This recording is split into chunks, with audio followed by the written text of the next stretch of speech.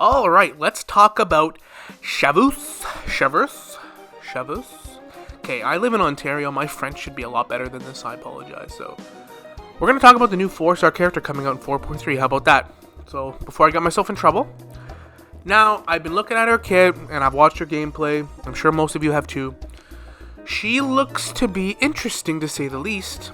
She's definitely not going to be, like, groundbreaking or game-changing. So, I don't think, like, she's a must-pull by any means. But she has a niche that we really haven't quite seen before. She is going to be an overload reaction buffer character. So she's meant to be played on teams with only Pyro and Electro, which we haven't really had yet. And Overload is probably my favorite reaction for having fun-wise. I mean, it's hard to say that exactly because there's a lot of cool reactions in this game, but Overload's been one of those ones that is like always satisfying to use. And I think that she's meant to be a support for Cloran when Cloran comes out. Whenever that might be. So that is something kind of interesting.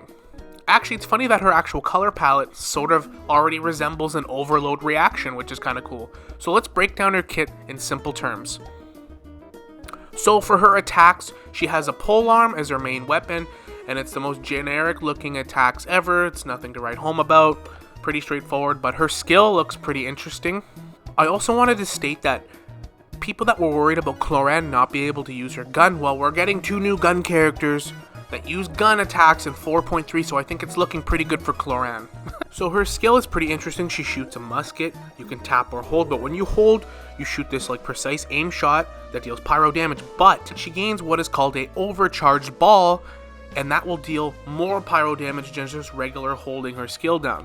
Now, how to gain one of these overcharged balls, you just got to create overload reactions. So, like I said, overload teams. She can hold one of these overcharged balls at a time, but if you're on an overload team, you're going to be creating that reaction a lot. So I don't think she'll be shortage of those overcharged balls. So essentially, if you're using her on a vape team, for example, you're just missing out on all of her damage for her skill. The extra damage you get from just being on overload. And her skill also, every time she shoots a shot, she will continuously heal HP for the active character based on her max HP, so that's pretty cool. That healing duration will be 12 seconds while the cooldown of the skill will be 15, so she aims her shot, shoots it, it does extra damage because of the overload reaction you just caused, and then you can switch characters, whatever, she'll heal based off her max HP for 12 seconds, and the cooldown will be 15 seconds. Another reason why I think she'll be a good support for Cloran when she comes out. Her burst, you more or less just shoot a grenade out of your musket, it explodes dealing pyro damage, and then little shrapnel will spurse out, and then after a short little time, they'll also explode dealing more pyro damage. The cooldown is 15 seconds for her burst, but the energy cost is only 60, and being on an overload team, you'll have another pyro character more than likely, so that should not be a problem either, having energy. For her first passive, for having pyro and electro characters in your party, the overload reaction on the opponent will decrease their resistance to both Pyro and Electro by 40% for 6 seconds. So 40% decrease in resistance to both Pyro and Electro for overload reactions on your opponent's pretty solid, actually. And for her final passive, when you tap her skill and shoot that quick shot, she'll gain 1% increase attack for your party for every 1,000 HP she has. So let's say she has 4,000 HP, that'll be 4% attack increase. That might not seem like a lot, but this can happen for 30 seconds. So you can do this over and over and over and over. And, 4% adds up pretty quickly. You could easily get up to like 20% if you do this a few times. You can only max out at 40% in this way, though. Now, for her first Constellation, we talked about how her passive will allow you to decrease the resistance of Pyro and Electro. Well, every time you do this and cause a reaction, you'll actually gain back 6 energy for your party members, and this will last up to 10 seconds. For her second Constellation, when you hold her skill and shoot that shot, basically you can cause a chain reaction to 2 explosions that happen after you hit that opponent with your gun, more or less. And those little explosions will do 120% of her attack. I don't really like that she's scaling off attack now when she's been scaling off HP for the most part. That's where you kind of lose me. And the damage will be elemental skill damage. For Constellation 4, more or less when you use her burst, those grenades, you can shoot your gun really, really fast afterwards, and you can shoot either twice or this will last 6 seconds. So after you use her burst, you can shoot really fast in her aim mode, twice, or a 6-second duration where you can do this. And her E6 actually sounds pretty good, so we know that if you use her skill, shooting that musket, you can gain 12 seconds of healing based off her max HP.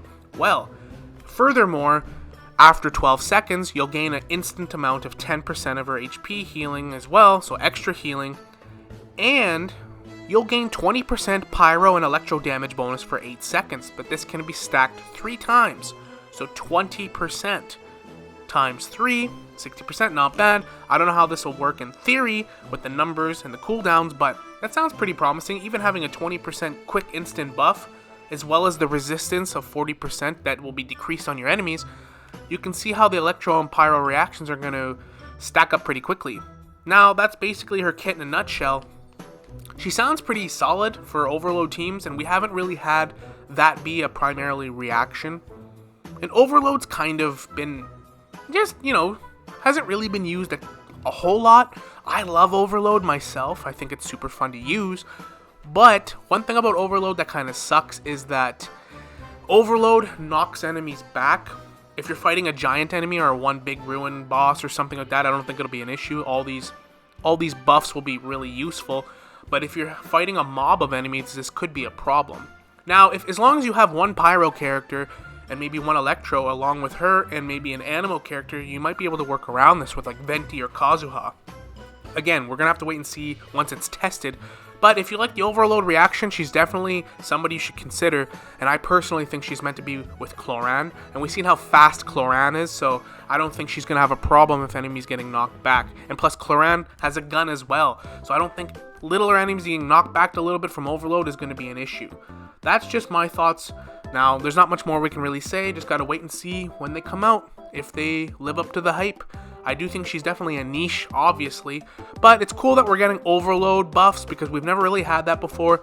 And we can see Hoyoverse is kind of experimenting a little bit with different reactions. I'd like to see more of this myself. So, on that note, hope you guys enjoyed the video. Let me know your thoughts in the comments.